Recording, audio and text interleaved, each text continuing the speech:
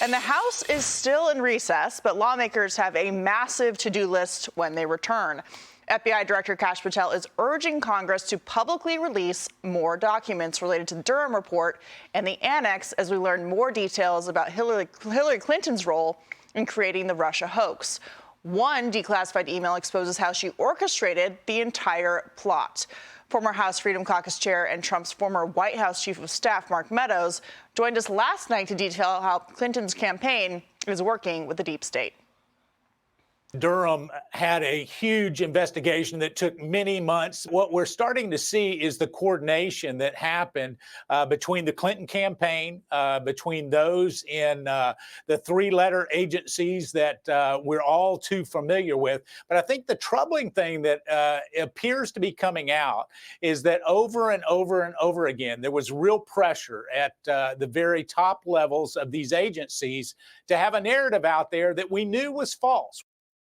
And of course, we're still dealing with the consequences of the Russia hoax today. And Trump's Justice Department says this was all by design. President Trump said the Russia hoax was meant to destroy the relationship with Russia, make it impossible to get things under control, get a reset like Hillary said she wanted. Joining us now is House Oversight Committee member and Florida gubernatorial candidate, Congressman Byron Donalds. Congressman, great to see you tonight. So is the Oversight Committee working on releasing documents mentioned in the Durham Annex? Yeah, that's something that we're going to be getting to when we get back, somewhat similar to the subpoenas we issued for the Epstein files that happened about a week and a half ago. So, look, I think this is where we need to go. When it comes to the Durham Annex, we need that information to be public. What is crystal clear is that Hillary Clinton's presidential campaign financed, obviously, the Steele dossier, but behind the scenes was using the elements of our government, our intelligence community.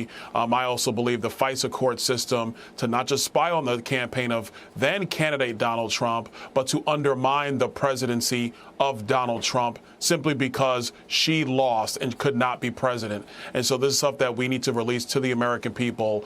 We need to get to the bottom of that immediately.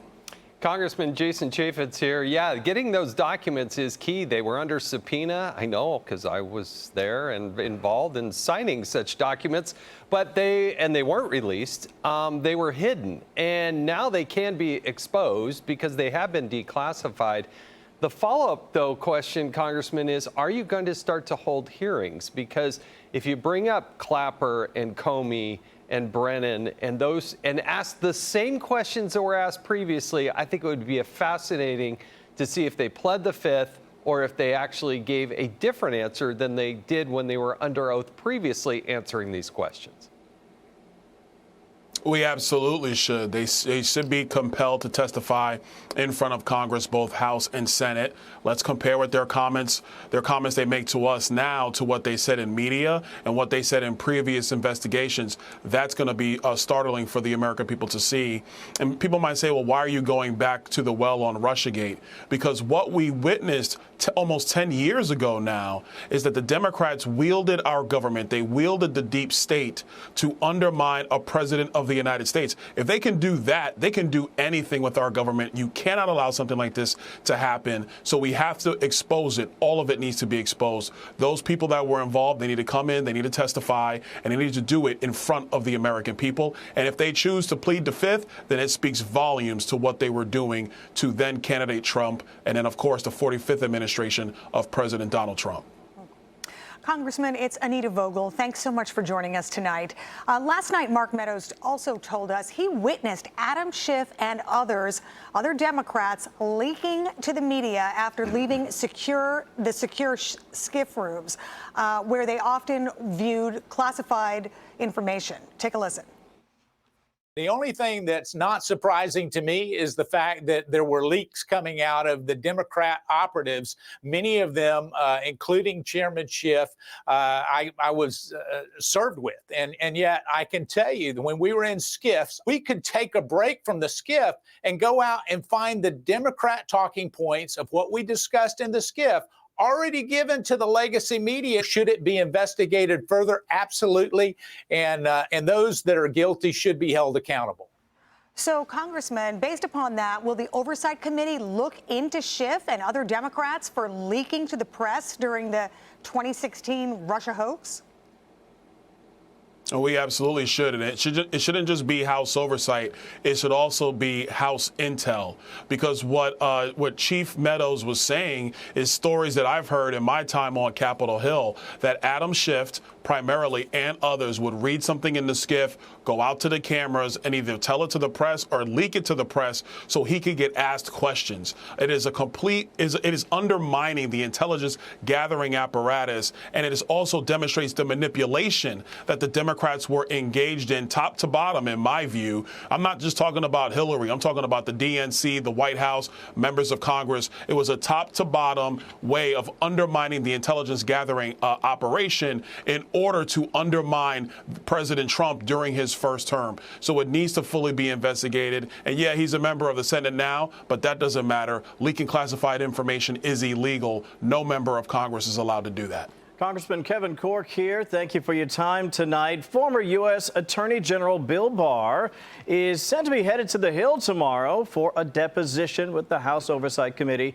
in its probe into Jeffrey Epstein. Barr, the first to be questioned in that investigation, which could include former President Bill Clinton, former Secretary of State Hillary Clinton as well. In fact, they both have interviews scheduled for the coming months. So I'm just curious, what are you hoping to learn as we continue to delve into this Epstein situation? And as an aside, is there any reason to believe that Bill Barr worked with Fonnie Willis and others down in Georgia? That's something else I think a lot of people are curious about.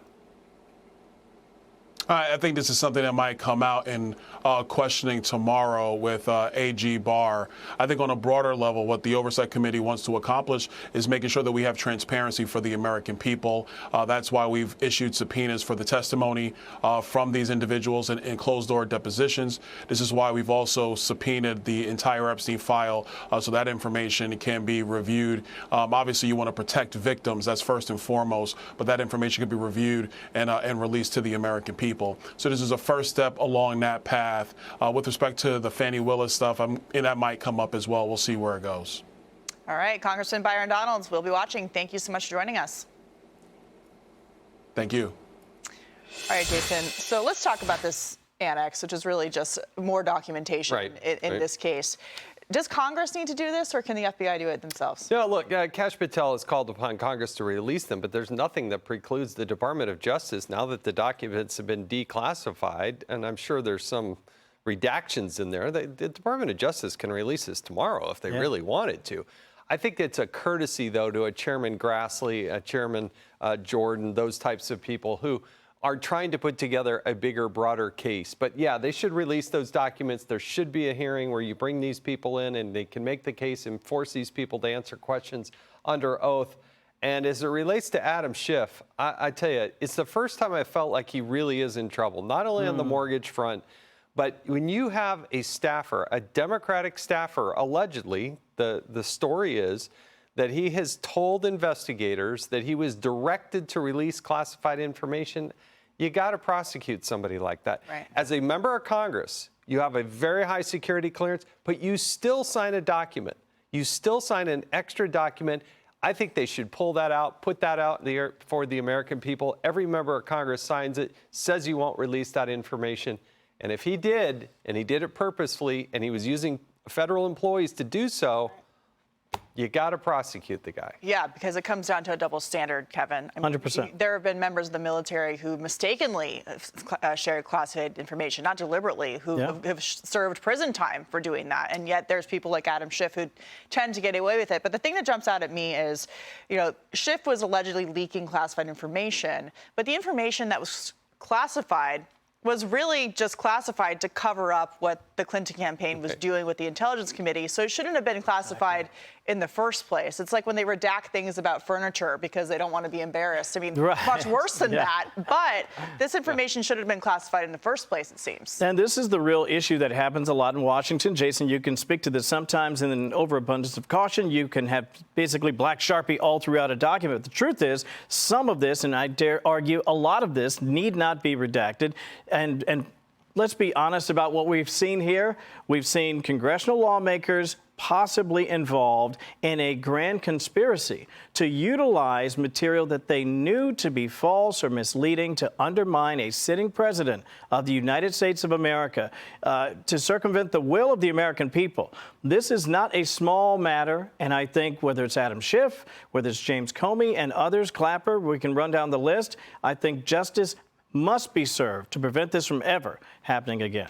Anita, I think there's a lot of Americans watching and saying, okay, there is new information here, but why is Congress looking at this? What are the next steps here for what the American people can expect for information from their lawmakers? Yeah, well, we talked about this last night. You know, it's so interesting that after 8 years, the story is finally moving forward. Finally, documents are coming to light. Investigations will soon be underway about how this whole Russian collusion narrative came to light and how it did truly undermine the presidency of Donald Trump. And it really, and we talked about this last night, how it affected his relationship with Putin and other world leaders. It also brought down the careers of people like Michael Flynn and others.